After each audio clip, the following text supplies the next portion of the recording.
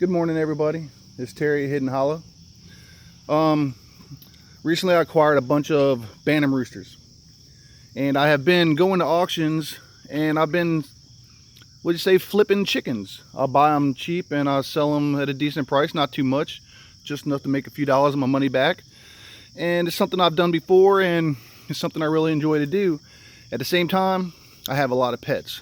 I have chickens that I'm not selling that I'm going to be making cages for. So what I have here is a 100-foot roll of wire. There's another one over there on the ground. Excuse the mess around here. There's a big stack of lumber that's going to be for my loft, which I'll be starting on here again today, putting the rafters up. And some 2x4s. I'm going to make a dome pin real quick. Taking two 2x4s, cut them both at 4 foot long. And as you can see, I just nailed them together. And there's the other part right there. And I'm going to get this square together. And then I'm going to show you how I do the wire. So you guys just hold on. This will be a step-by-step video. So as you see, I've put the 2x4s together. Each one was cut 4 foot long, so you at least got a 4 foot wide section on it to accommodate the 4 foot wide wire. For the dome part, I cut a piece that was 10 foot long, and I tacked it to the bottom on the inside on that side, and I tacked it to the bottom on the inside here as well. That gave me the dome. But then I lifted it up here, and I got to a size that I thought would work well, and so I cut it. So I got right here is a 3'6" piece of wire. So when I stand it up, it's going to give me a nice dome effect. I did have to notch it at the bottom to make it fit, because now it was 45 inches instead of 48. So as you can tell on the wire down here in the corner, you can see where I just cut out 2 of the squares. And I'll tie all that together with the wire and make it nice and tight. So I'm going to do that again. Like I said, that's 3'6". That'll bring my pin up pretty high, which will be a pretty nice size for this one, which will give it about 17 foot of wire, which is a little more than what I wanted to use, because my square ones are only about 16 foot. So if you're on a budget for wire, you might want to try that. Anyway, I'll get back with you and show you how I finish this off. But as you can see, I wanted to show you one thing real quick. When you do cut your wire, you always have one end that has these pieces. There's always the pieces sticking up. These right here, you always want them at the top, for the fact that you can use them to tie your wire, at least the top. You can either leave this square like that, or you can cut it down, which I will. I'll be cut it down around the edges real well, and then I'll take the ends, I'll cut them like here, so I can take the ends and loop them around the dome itself. That'll make it nice and tight. That way you don't have to use the wire crimps. You save a little bit of money. Which I do like the wire crimps on my square pins, but it doesn't really work out too well on this. But I'm gonna go ahead and cut this off, and I'll cut my other side, and then I'll demonstrate how to make the doors. As you can see, I just wound these cut off ends, make sure they're long enough, around the existing hoop that I had, and that makes them nice and tight. I will add, always try to keep these ends right here pointed away, pretty much almost in the line of the wire. You don't want people to come up around here and get stabbed by these wires. You don't want the chickens getting flogged or jumping up against the wire and getting stabbed. So you always try to angle it away from the birds and from people the best you can. Stuff hurts. But as you see, that's how I tie it in the dome. As you see out here, I cut out the corners.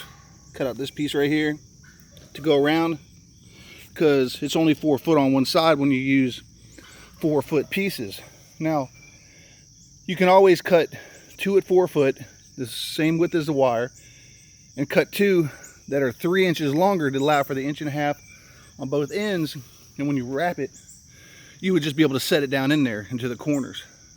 But this is a lot easier, and it's a lot less wood, because you get 2 cuts out of a 2x4x8, where if you was to run it anything longer, you're only going to get one. So it's going to take you 3 boards instead of just 2. Anyway, I'm going to go ahead and staple this with regular poultry staples along this bottom, and then I'll tie the tops and the sides up the same way I did with this one, and then I'll show you how to make a door. Like what I was saying, when you cut them off shorter or cut these ends off, you can wrap them. You wrap them right around on the edges,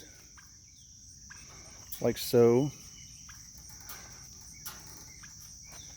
And always point them away so the chickens don't run into them. That adds strength, keeps things from breaking into your cages, makes them nice and tight. I got to do a little straightening up on this, but it's basically it. Once I finish tying this in together, like I've tied this in together, it's not the cleanest thing, but it'll work just well for your chickens. Next one I'm going to show you is the round ones, how I do the round ones. Well, y'all just hang on. Like I said, I'm going to show you how to do the door, and then we'll move on from there. Okay, this is where the door comes in. You don't want the door down here at the bottom, because anything can really push its way in. I usually go a few up from the top, which probably here, I'll go here's 1, 2, 3, 4 from the top. What I'll do is I'll cut here, I'll cut here, I'll cut here. I'll probably make it 4 wide. So what you do is, if you get that, the 3 cut, make it big enough so you can get in it.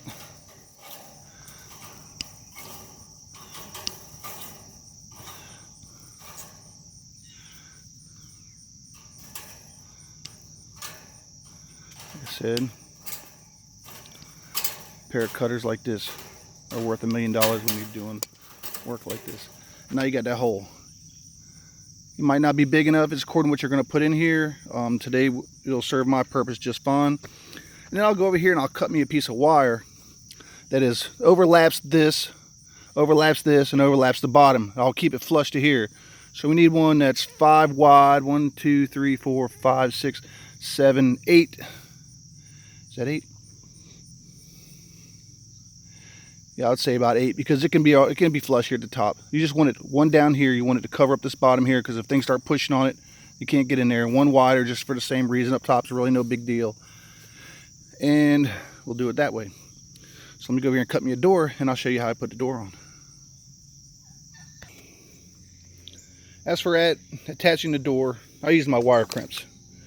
These little guys right here and these wire crimps right here actually make it great.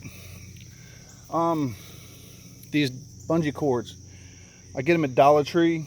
There's 6 of them in here for $1, and I usually use those for, locking the gate. This gate right here. As you see, I use the wire crimps down the side here. Gives me a nice door.